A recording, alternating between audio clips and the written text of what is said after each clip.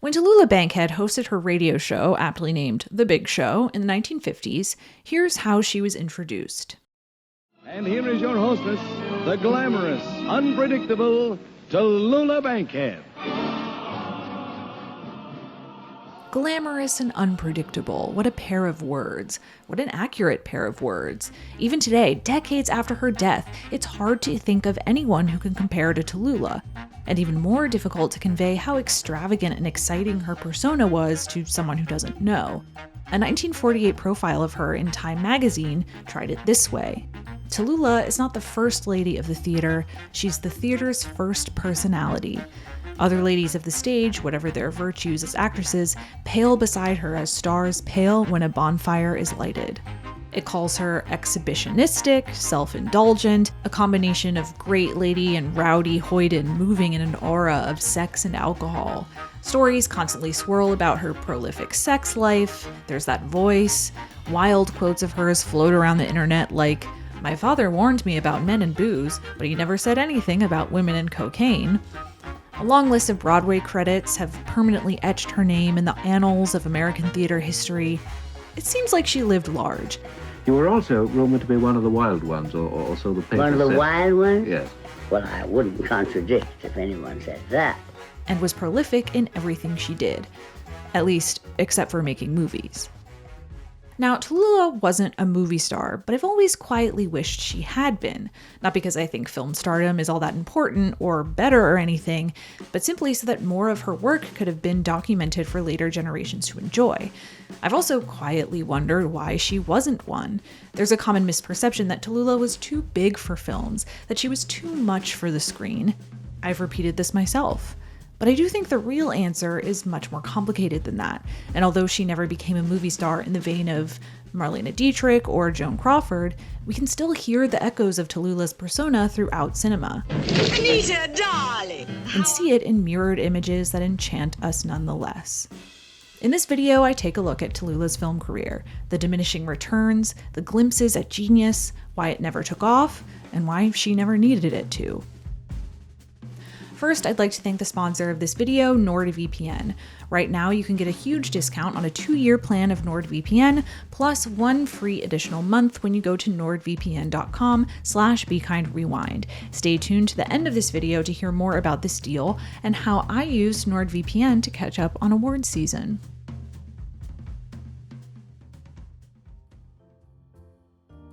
Before Tallulah Bankhead was theater's first personality, she was a film actress. In June 1917, Picture Play magazine held a beauty contest. The winners would receive a role in an upcoming film, and 15-year-old Tallulah, dead set on becoming an actress after seeing Mary Pickford and Lillian Gish in A Good Little Devil, sent in her picture and won. And so in February 1918, just after her 16th birthday, Tallulah Bankhead made her professional acting debut in the silent film Who Loved Him Best, and made 3 more silent films over the next year. Most of them are now, sadly, lost or inaccessible digitally, so we can't really assess the gifts the teenage Tallulah brought to the screen. But apparently she did enough to catch the attention of the entertainment press. First and foremost, they noticed her talent. Although her parts were small, she was well reviewed. Motion Picture Magazine's review of the film 30 a Week said Tallulah Bankhead, a newcomer to filmdom, plays easily and sincerely as well as being optically pleasing. The film's producer, Sam Goldwyn, even called her a genuine find. They also noticed her strange name. You truly would not believe how many articles mention this. One review in Film Daily said that her name was hard to remember, and she should consider condensing it before we get used to her, because she certainly has won a permanent place in the films through her work in this. And then there was her background. The Bankheads were like Alabaman aristocracy. Her grandfather and uncle both served in Congress as senators, while her father was in the House of Representatives and eventually served as Speaker of the House under FDR. I mention this for 2 reasons. One, because it helped her get attention, that a congressman's daughter made her way into the pictures. And 2, because the assistance she received from her family was instrumental in jump-starting her career. As Joel Lobenthal puts in his book, Tallulah, The Life and Times of a Leading Lady, in the late 19-teens, live theater was a more prestigious entertainment medium than film. Tallulah wanted not just to become an actress, but to become famous or notorious, and Broadway was the place to do it. So she wrote to her father, "I'm giving up pictures to go on the legitimate stage as that means so much more to me." Generally supportive of her ambitions, they financed her move to New York City, where she moved into the Algonquin Hotel and immediately began hobnobbing with actors and writers who could give the aspiring actress guidance. Tallulah's stage career did get off the ground in New York City, but things really took off for her when she moved to London in 1923. For the sake of brevity, I'm not going to focus on the details of her stage career, but it is important to know that London is where Tallulah becomes Tallulah.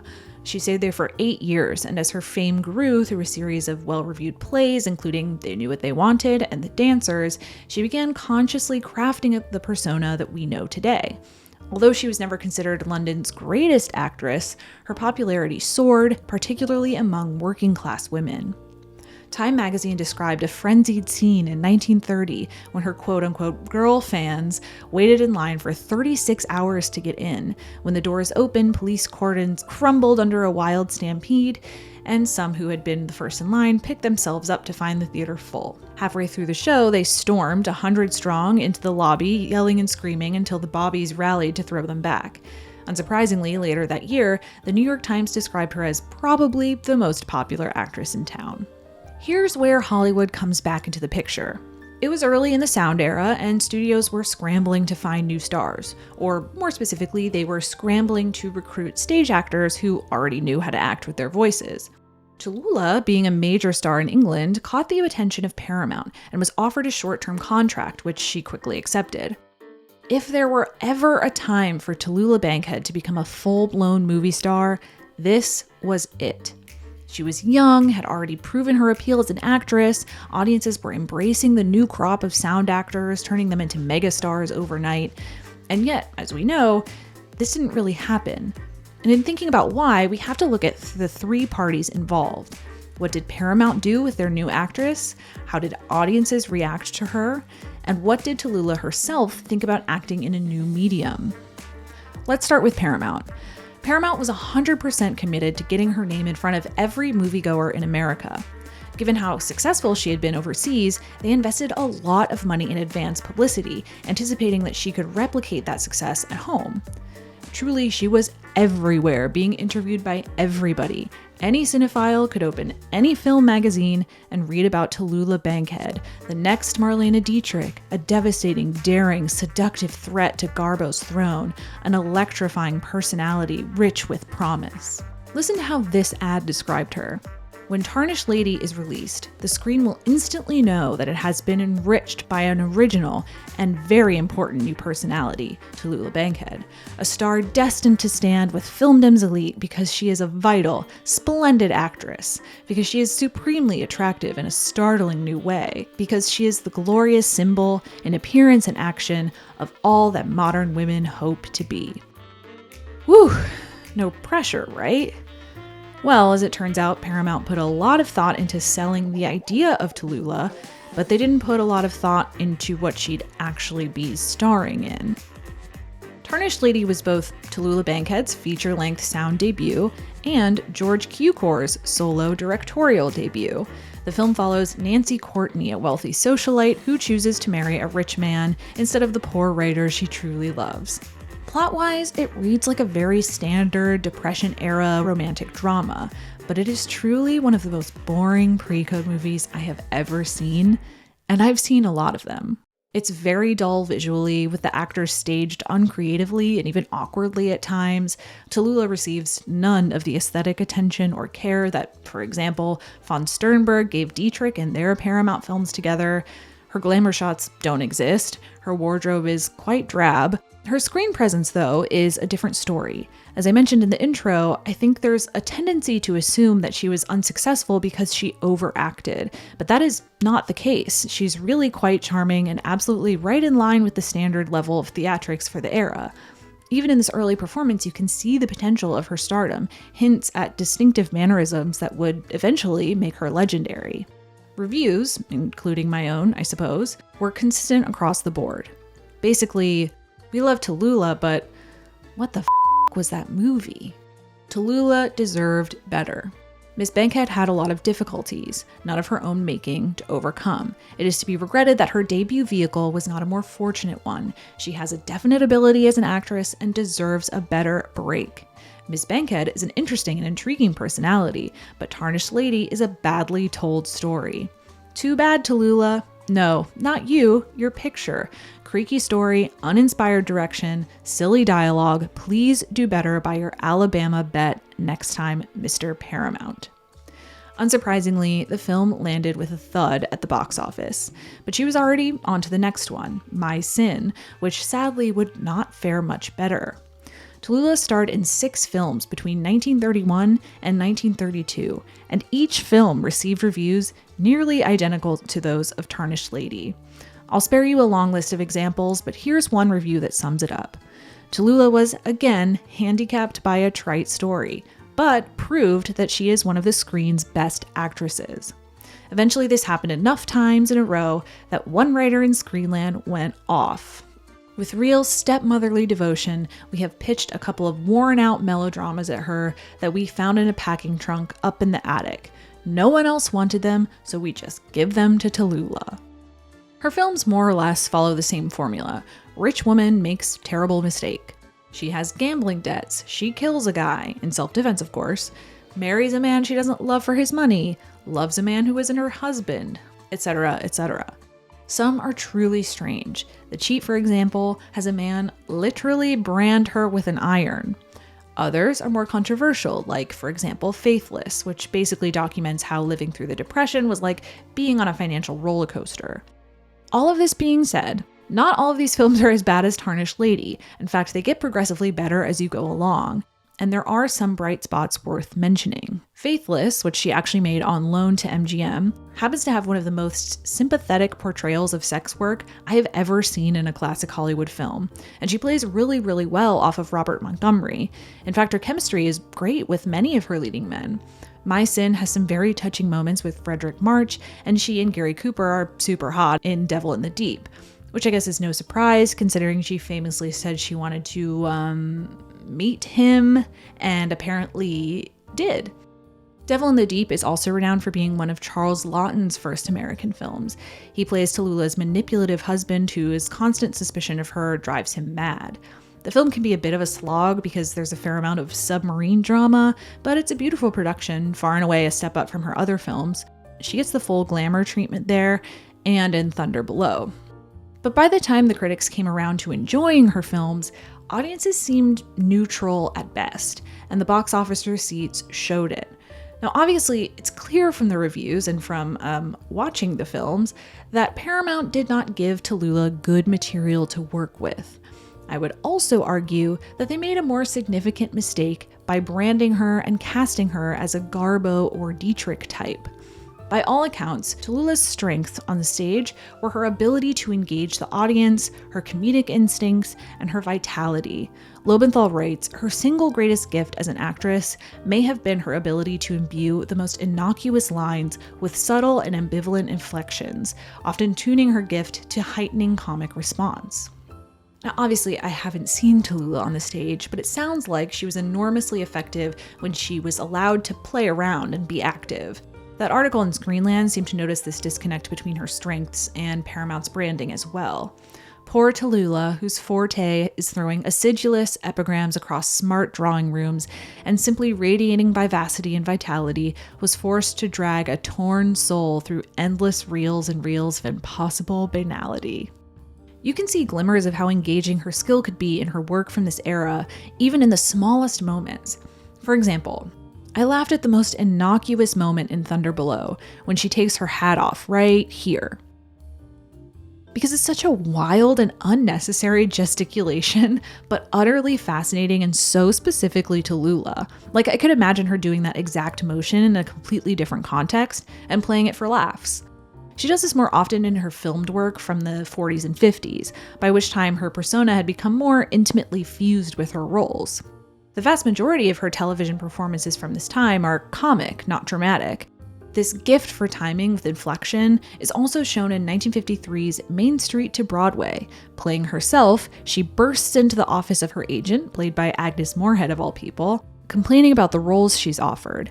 her performance is totally underplayed. She never raises her voice until the final line of her diatribe, which adds a gloriously smart comic effect.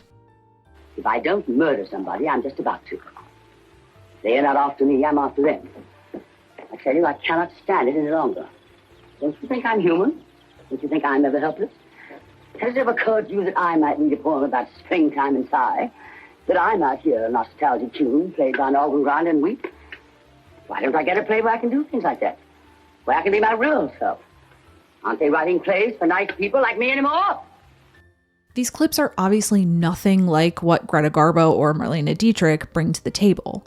Garbo was renowned for her unparalleled ability to suffer glamorously, and Dietrich was like a gender-bending siren. Theirs is a much more languid, quiet brand of seduction, untouchable beauty paired with the exoticism of faraway places. Compare, for example, Greta Garbo's dynamic with Robert Montgomery to Tallulah's. Garbo's best scenes work purely on suggestion. It's subtle but potent. She grabs his hand as he lights her cigarette. Her eyes track him up and down throughout their conversation. She barely moves throughout the scene, and yet her character's intentions are clear. Now in Faithless, Tallulah's best scenes offer a completely different vibe. In a film with plenty of dramatic moments, she is at her most compelling when she's portraying joy, laughing at her landlady, partaking in wordplay, dancing around the room. No novelty to us getting jobs. No novelty getting fired either. And who cares, says we's. Us. Other than the landlady. Yet most of Tallulah's films situate her firmly in Garbo/Dietrich territory. In My Sin, she's a cabaret singer running from her past. That's 100% Dietrich. In Thunder Below, she's isolated in a foreign country pining after her husband's colleague, which proves to be fatal. That's 100% Garbo. The cheat tries to exoticize her with an Asian costume, just like Garbo. Falling in love with Gary Cooper in Sand Dunes? That's Dietrich. It was common for actors to be slotted into the wrong type early in their careers. Happened to the best of them. Betty, Lucille, Catherine. A lot of them stuck around long enough to be routed to the right path. Tallulah stuck with film for about 2 years, and one can't help but think that she either left a little too early so as to miss the course correction that she desperately needed, or arrived a little too early so as to precede the romantic and screwball comedies that would grip the nation in the mid to late 1930s. In his review of Faithless, New York Times critic Mordaunt Hall suspected as much when he wrote, "It is obvious that both Tallulah and Robert Montgomery would be better suited to a smart comedy than to this lumbering species of drama." Robert stuck around long enough to see that come true. Tallulah didn't. After all, Paramount made Design for Living the year after she left, and you can't tell me this scene was not built specifically for her. We'll talk in a minute about a concrete list of roles that people frequently imagine Tallulah in, but it's such a fun exercise to speculate on the roles she might have excelled in. I could easily imagine her comedic chops and the part of her persona about her upper-class upbringing being utilized in films like It Happened One Night as a pampered socialite who runs away to elope and falls in love with someone else on the journey, or Holiday as the eccentric black sheep of a rich family who despises the rigidity of her family's expectations, or in My Man Godfrey, the madcap daughter in a chaotic family who falls in love with her butler. It's also interesting to consider the career of another star who might not seem like an intuitive comparison, at least at first, Katharine Hepburn. Biographically, the two were quite similar. Both were raised in well-off, respected families whose financial support was key to their early success. Both were married briefly, only once, never had children, and otherwise lived, let's say, unconventional romantic lives for their time. Both played with gender in their work. The punchline of many a joke about Tallulah was that she was a man. Okay, boys. Run along and have a good time. If you want anything, just holler. Swell fella, Tallulah. These are technically about her deep voice, but it kind of also reads as an implication of androgyny.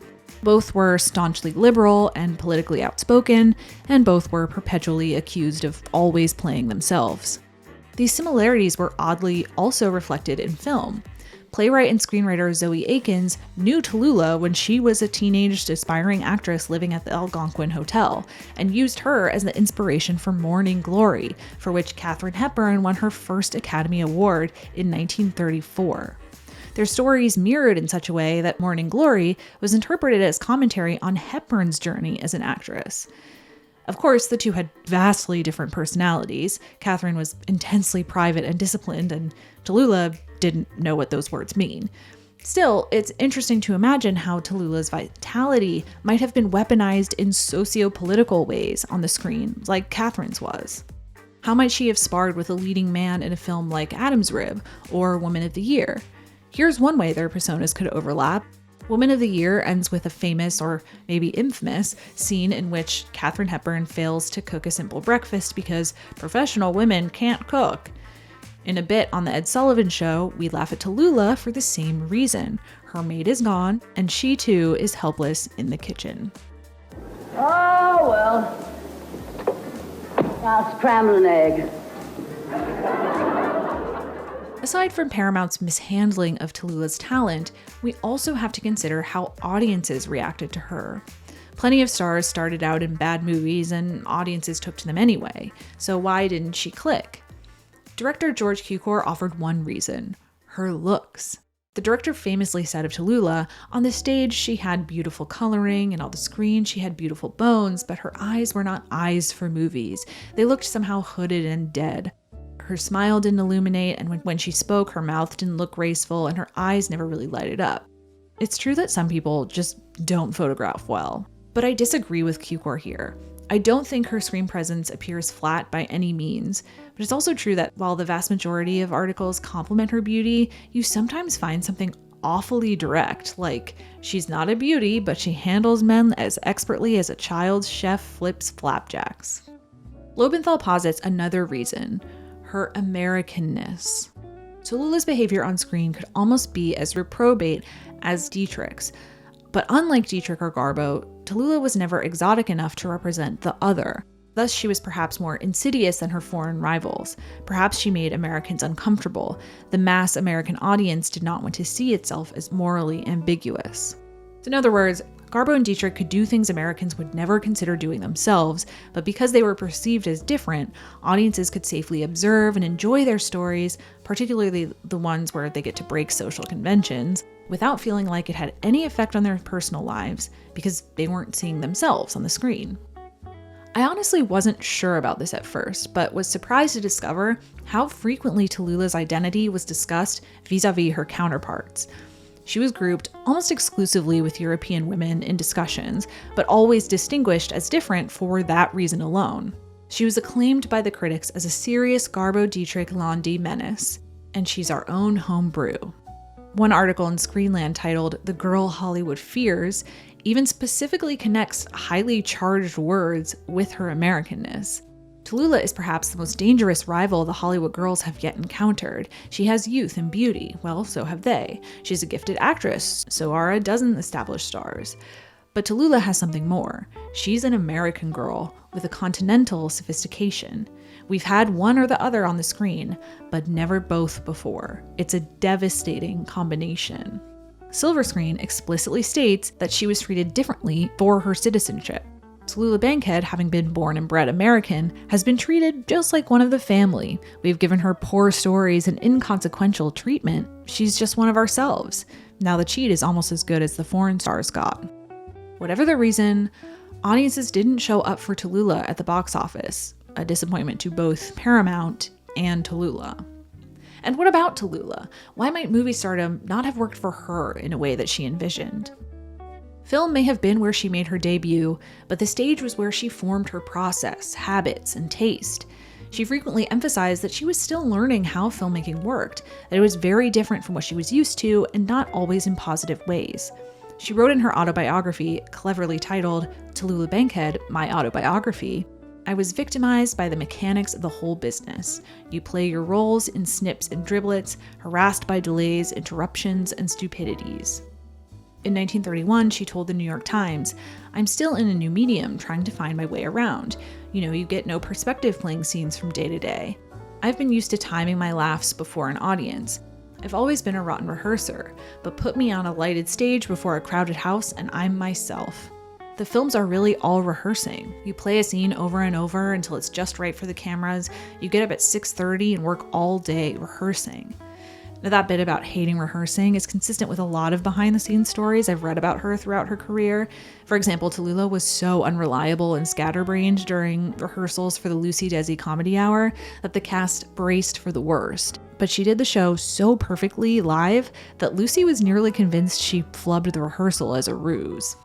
Tallulah also found that her personality wasn't necessarily suited to the Hollywood game. As we've established, Tallulah liked to have fun. She also enjoyed shocking people, whether that meant telling a dirty joke or literally just stripping naked at parties to see how people would react. During her time in Hollywood, Tallulah discovered that it was a lot harder to get away with things than it had been in London or New York. Or at least, that her behavior had a much greater potential to negatively affect her career in Hollywood than it had on the stage. One famous incident occurred in an interview with Motion Picture Magazine, in which Tallulah allegedly said, "If there's anything the matter with me now, it's certainly not Hollywood or Hollywood's state of mind about me, one way or the other. The matter with me is, I want a man," all caps. "I told you I haven't had an affair in 6 months. 6 months is a long, long while. I want a man." The comment immediately elicited backlash from everyone you could possibly imagine. The censorship office, her studio, even her family. Time magazine even reported that the Hays organization, the film industry's censorship office, even considered adding to its celebrated code a regulation against verbal moral turpitude on the part of cinema celebrities because of this incident. The issue was basically that she said the quiet part out loud. As Lobenthal writes, Tallulah had committed what was in Hollywood an unpardonable sin, underscoring the obvious truth that stars enjoyed sexual license denied most of their fans. She issued a requisite denial to allay the controversy, but to be honest, her quote was far too believable for the retraction to mean anything. In fact, it seems, and would have seemed, actually kind of mild for her to have said. And everyone pretty much knew that. Although she was rarely quoted directly in mainstream press outlets, vulgarity was widely understood to be part of her brand. As Gladys Hall continued in that article, Tallulah is apt to give vent to words and expressions believed by our grandmothers to belong to truck drivers and longshoremen exclusively. She conceals nothing. She reveals all, and more than all. She gives to all the functions of living and loving, of body and soul, their round, Rabelaisian, biological names. Movie stardom demanded immense discipline, and studios expected their employees to play ball. That doesn't mean actors always behaved, but success required a level of caution and inspired a fear of exposure that was not intuitive to Tallulah. She writes in her autobiography, "In that year in Hollywood, I didn't encounter much hell-raising. Save for a few convivial rebels, most of the picture folk were too tangled up in taboos, option nets, and other professional frights to relax.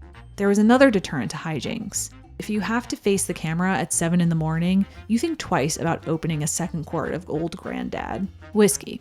Since every interview seemed like it posed the threat of her saying something career-ending, Tallulah, at least until the time of her departure from Hollywood, went on the non-interviewable roster of stars." Tallulah also differed from many of the most famous actresses in Hollywood in that her fame did not depend on and did not come from the film industry. Fame and notoriety meant a lot to her, but the box office receipts were clear. Her 6 films hadn't increased her fame by hardly a fraction of an inch. If she had proven how successful she could be elsewhere, if Paramount seemed unable to supply her with good material, and if it wasn't as fun, if she found the process tiresome, why bother? She was ready to part ways. As Photoplay put it, she has been thoroughly disgusted with her first 3 American vehicles and says so, despite the fact that it is considered bad politics in Hollywood to wrap either your own pictures or productions from your own studio. And so in 1933, Tallulah left Hollywood for New York. She didn't totally close the door on a future in film, but she didn't have any concrete plans to return either. She didn't appear in another film until 1944, but not for lack of trying. There were a few opportunities, both real and perceived, for her to return to the screen. In 1936, she became one of the first actresses seriously considered to play Scarlett O'Hara in Gone with the Wind. It was the most coveted role in Hollywood, but Tallulah, as a Southern aristocrat herself, truly believed that she was destined to play Scarlet. The primary barrier was her age. She was then 34 years old, and the producer's biggest worry was how she would look and play in the earlier scenes, when Scarlet was supposed to be a teenager. According to Steve Wilson in his book, The Making of Gone with the Wind, Bankhead prepared for the screen test for 3 months, and in order to address those concerns, and here's how you know she really wanted this role, she went on a diet, had her teeth capped, and began going to the Elizabeth Arden Salon for a regular regimen of facial treatments. She even quit drinking. Quit. Her screen tests aren't available online, just stills and this brief look at her in contemporary dress. But by producer David O. Selznick's own account, they apparently weren't bad. He wrote Tallulah that the tests looked very promising indeed, but that he was still worried about the first part of the story, and in all likelihood, his decision would be no. Looking at this brief clip, you can see what he means. Slouched over, puffing on a cigarette, it's hard to see anything but Tallulah, a persona that reads as much more sophisticated and experienced than Scarlett O'Hara would need to be for the first third of the film. Still, Selznick thought she had a place in the cast, and in 1938 offered her the role of Belle Watling instead. She turned it down. Now, there was another actress famously disappointed that she did not win the role of Scarlett O'Hara, which brings us to Bette Davis. Bette Davis and Tallulah Bankhead are inextricably linked to each other in pop culture, mostly through a series of coincidences and accidents that eventually became so numerous that the two of them could exploit it for publicity. This connection formed after Tallulah left Hollywood. RKO tried to lure her back with an offer to play Mildred, the villainous waitress in Of Human Bondage. Worried that her English friends would find her Cockney accent ridiculous, she turned it down. The role eventually went to Bette and changed the course of her career, not only launching her onto the A-list, but also clarifying her type for her studio. Dangerous, a knockoff version of Human Bondage, utilized this persona and won her an Academy Award the next year. Shortly before the release of Human Bondage, Tallulah signed on to appear in a play called Jezebel in 1933. While in rehearsals, her health deteriorated rapidly to the point of hospitalization, where it was discovered that gonorrhea had so thoroughly destroyed her reproductive system that her life was in danger. She eventually had to have a hysterectomy to cure this, after which she allegedly told her doctor, "Don't think this has taught me a lesson." The opening of Jezebel was postponed again and again in the hopes that Tallulah would eventually be healthy enough to rejoin the cast. But eventually, the production had to move on, and Miriam Hopkins opened the play on Broadway instead. Warner Brothers then purchased the screen rights and awarded the role to Bette Davis in order to capitalize on the antebellum South trend started by Gone with the Wind. And, as a consolation for Bette, because she didn't get to play Scarlett O'Hara, which you'll remember was a role Tallulah also was devastated she didn't get. And so, for playing a Southern woman, a diet Scarlett O'Hara that Tallulah did not once again get to play, Bette won her second Best Actress Academy Award in 1939. Although, to be fair, I think this one upset Miriam Hopkins more than Tallulah. After recovering from her surgery, Tallulah returned to Broadway in 1934 in a play called Dark Victory, about a reckless society girl who is diagnosed with a fatal illness. Although Tallulah was well reviewed, the play didn't have a very successful run. In fact, Film Daily described it as a one-week flop. Still, rumors circulated that David O. Selznick was interested in buying the screen rights for Greta Garbo. Tallulah responded by winning a contract stipulation that if she didn't play the main character on screen, she would receive a percentage of the film sale. Selznick bought the rights, but was having trouble getting it made with or without Garbo, when who should become interested in it but Bette Davis? She convinced Warner Brothers to buy it, once again got great reviews, and earned another Academy Award nomination for her performance in 1940. At this point, around 1940, the connection between Bette and Tallulah wasn't too strong, like nothing that would have merited strong feelings. But then came The Little Foxes. Written for the stage by Lillian Hellman in 1939, the play follows a Southern family at the turn of the century. The siblings, including the pernicious Regina Giddens, plan to get rich with a cotton mill, but end up scheming against each other to fund the venture. The Little Foxes was a pivotal moment in Tallulah's career. She knew the play was excellent and put everything she had into it, demonstrating a level of discipline and care she hadn't given to previous roles. The show convinced critics that Tallulah was not just a great personality, but a truly great actress. She was Regina and was most intimately identified with this role for the rest of her life. The play was a huge hit, and eager to bring it to the screen, producer Sam Goldwyn, the same man who said that teenage Tallulah was a genuine find, bought the rights. So, why wasn't Tallulah given the part she had created so magnificently on the stage? An article in Screenland asked. Because in Hollywood, pictures have to have a name. Undoubtedly, this was a major factor. Betty was, after all, at the height of her box office power. You'd definitely want to have her in your film. But in truth, there was more politicking to it than that. Tallulah and the playwright Lillian Hellman did not get along at all, and Hellman had been under contract to Sam Goldwyn for years. So was William Wyler, who had just directed Davis in Jezebel and The Letter. And, also had an affair with her. Wyler was convinced that Betty was the only actress who could possibly play Regina on screen. And Hellman, who was actually campaigning against Tallulah reviving the role in the London production, didn't seem likely to recommend her either. Goldwyn agreed and managed to convince Warner Brothers to lend Betty out for the job. Most of the supporting cast, however, came from the original Broadway production. Tallulah was furious. Lobenthal quotes her then husband as saying that when Tallulah discovered she'd been passed over, she threw everything detachable against the walls of their suite. For her part, Betty knew that Regina was a Bankhead role, and Tallulah's performance daunted her from the beginning.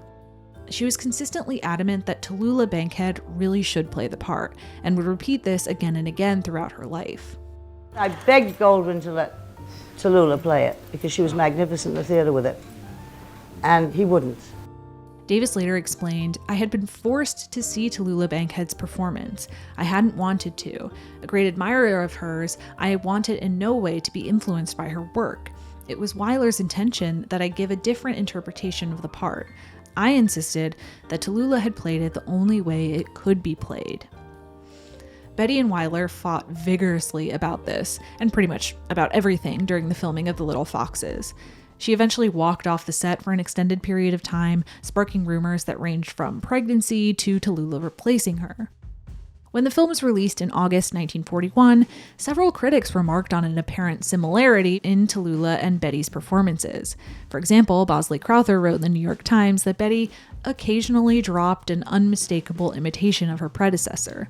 But she was generally very well reviewed, rightly so, she's incredible, and received another Oscar nomination. The idea of Betty as an imitation of Tallulah would only grow from there. In 1950, she starred as Margot Channing in All About Eve.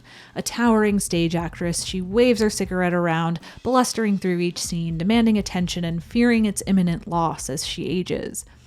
Now, a lot of people noticed something about Margot.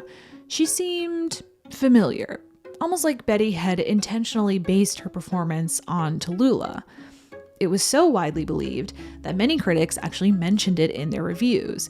Sam Staggs writes in his book On All About Eve that Life magazine's critic went so far as to flatly state Betty Davis in the movie is obviously modeled on Tallulah Bankhead. Now, contrary to popular belief, Margot Channing was not based on Tallulah. Betty and writer-director Joe Mankiewicz insisted on this from day one. The film is adapted from a story written by Mary Orr for Cosmopolitan magazine that aired on NBC's Radio Guild Playhouse in 1949. You've read it splashed across your Sunday papers, the fabulous and heartwarming story of Eve Harrington, who with nothing but talent to help her, has risen in one short year from a stage-struck unknown to the most loved, most sought-after, most talented actress Hollywood has seen in a generation. That said, people weren't just making this up. Margot and Tallulah did share a resemblance for a reason. The film's costume designer, Edith Head, explicitly admitted that she steeped herself in Tallulah and everything looked as if it was made for her, yet the clothes complemented Betty. But I'm inclined to take Mankiewicz's and Davis's word on this. The the more likely answer to this perceived similarity is that Betty and Tallulah were actually very similar actors. I mean, there's a reason that Tallulah's roles were consistently routed to Betty.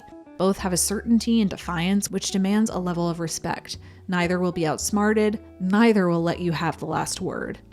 As actors, they spent a lot of time inhabiting the same women, telling the same stories. It seems intuitive then that that would inevitably shape how they interpret a script. Then there's the aesthetic likeness. And there was a resemblance, actually, facially and our kind of hair and all between Tallulah and me. Always was. Which, aided by Edith Head's costumes, only became more pronounced. The situation proved to be excellent comic fodder. Coincidentally, Tallulah's radio program debuted the same year All About Eve premiered. She wrote in her book, "For comedy reasons, this charge was fanned into a feud on my show. I was supposed to be seething with rage over the alleged larceny." In superficial aspects, Miss Davis may have suggested a boiling Bankhead, but her overall performance was her own.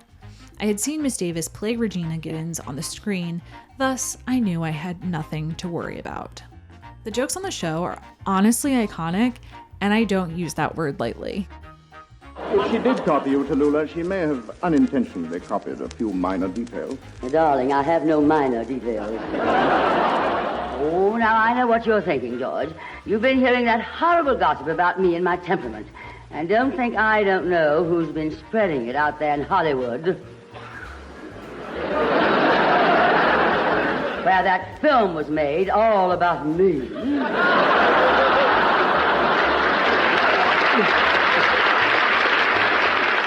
And after all the nice things I've said about that hag, well, when I get hold of her, I'll tear out every hair of her mustache. Betty was a really, really good sport about all of this, and never really fanned the flames on her end. Nearly every quote I've found of hers about Tallulah is quite nice and sometimes even reverent of her capabilities. Which, simply not being insulted by Betty after publicly poking fun at her for years feels like a huge compliment. In 1977, she told a story about running into Tallulah at a party. In great state of inebriation about 2 a.m, she approached me and she said, "Miss Davis, you've played all the parts I have played. Only I played them so much better."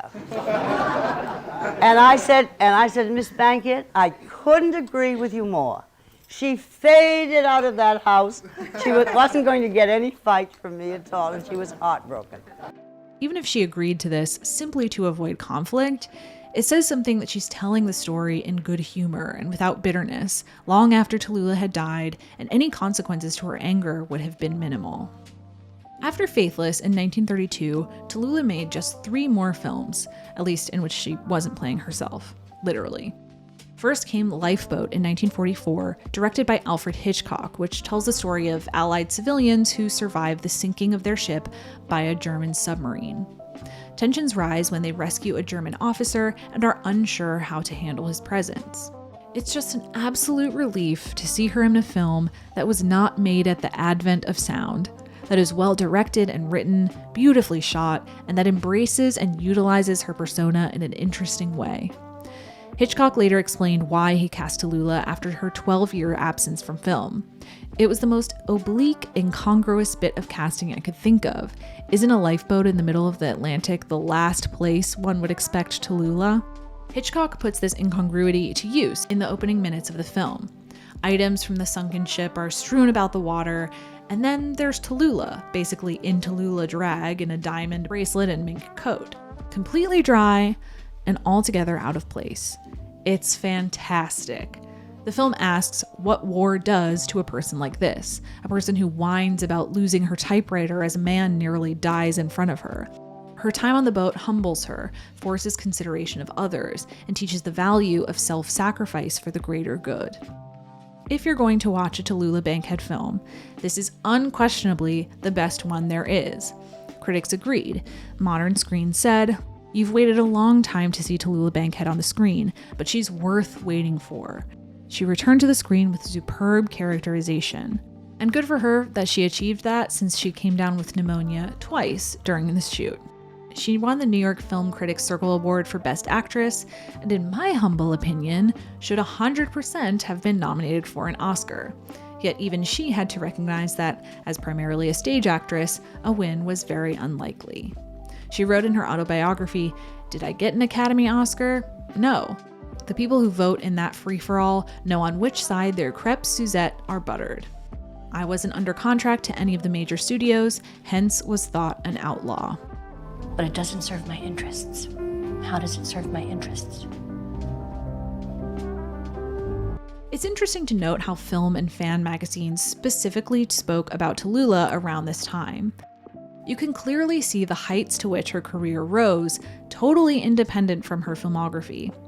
Already her status as an icon is cemented. She's the great Tallulah. Other actors are holding their own against her. Vanity Fair called her a legend in her own lifetime. She was one of the most colorful and exciting people in the world. Their descriptions, which are totally accurate and entirely enthusiastic, also don't necessarily leave the door open for an exciting next chapter. They take her for what she is, a stage icon, and don't forecast a new era for her. Now in her early 40s, there's a question of what role she could play in a consistent way on film, a much less forgiving medium and industry. For what it's worth, Tallulah also claimed that she didn't intend to signal a career pivot. Just like she had in 1932, she hesitated to embrace film. Theodore Strauss wrote in the New York Times, "There are other film offers," she admitted, but after her first experience in Hollywood, Miss Bankhead isn't taking chances on any script that's offered. She did accept a role as Catherine the Great in A Royal Scandal, a kind of screwball-adjacent love triangle story about the various players jockeying for the Russian throne. The film feels like imitation Lubitsch, which, it basically is. Ernst Lubitsch was supposed to direct the film, but fell ill and was replaced by Otto Preminger. And it definitely feels like it's missing his famous touch, which is a shame because on paper, Tallulah seems like a perfect fit for his work. Bosley Crowther's review in the New York Times generally represents the critical consensus. Miss Bankhead is certainly the actress than whom no other would seem more likely for the role of the empress renowned for her conniptions and didos with gentlemen friends. But we hate to be the one who has to tell you, the prospect is more glittering than the view. A Royal Scandal, for all Miss Bankhead's presence, is an oddly dull and generally witless show. Otto Preminger, in his direction, has not been able to help matters much. Miss Bankhead makes valiant efforts to fan the comic spirit in such spots as the script brings her into contact with malleable material, like a man. And once or twice, when she moves in on her target, it looks as though something will explode, but inevitably the script stands before her, upright and impermeable. And with another lackluster addition to her filmography, it seemed like her flirtation with film stardom was truly at its end. Tallulah took one last stab at film, pun intended, in 1965's Die, Die, My Darling. Once again, it's a back and forth with Betty, one's career affecting the other's.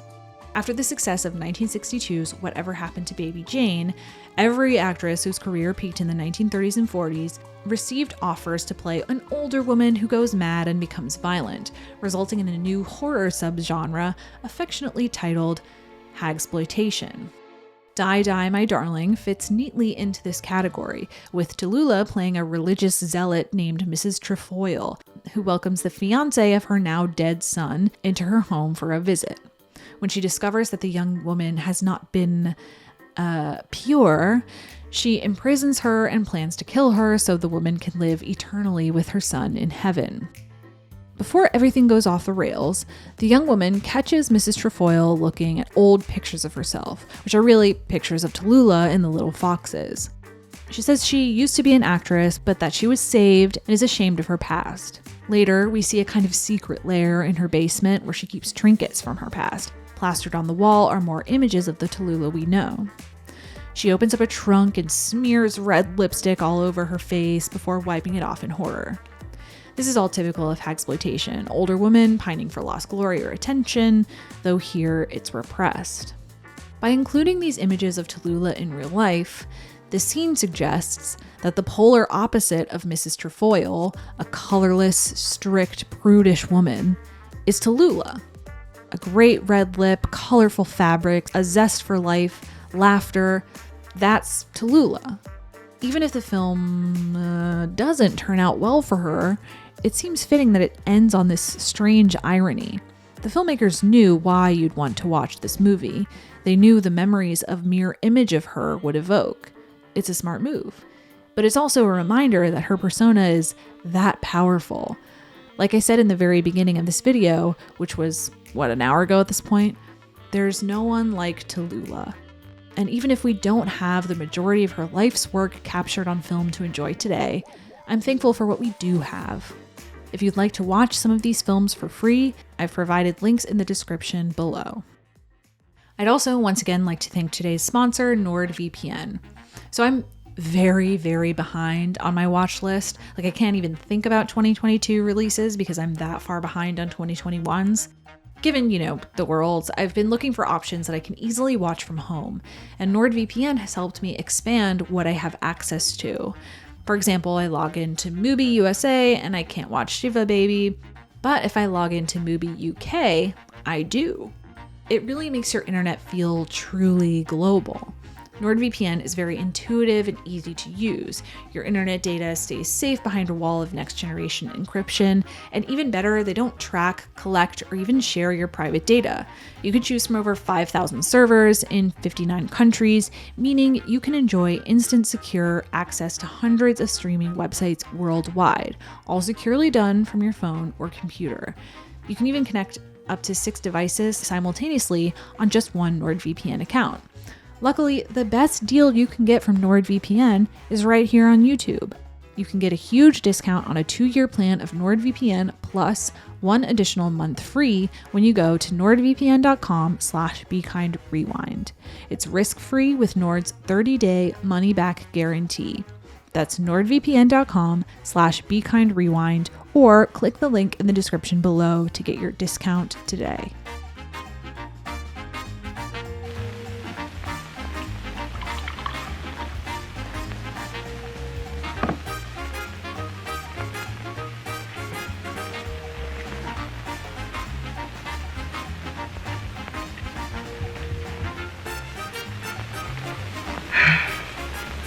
So long.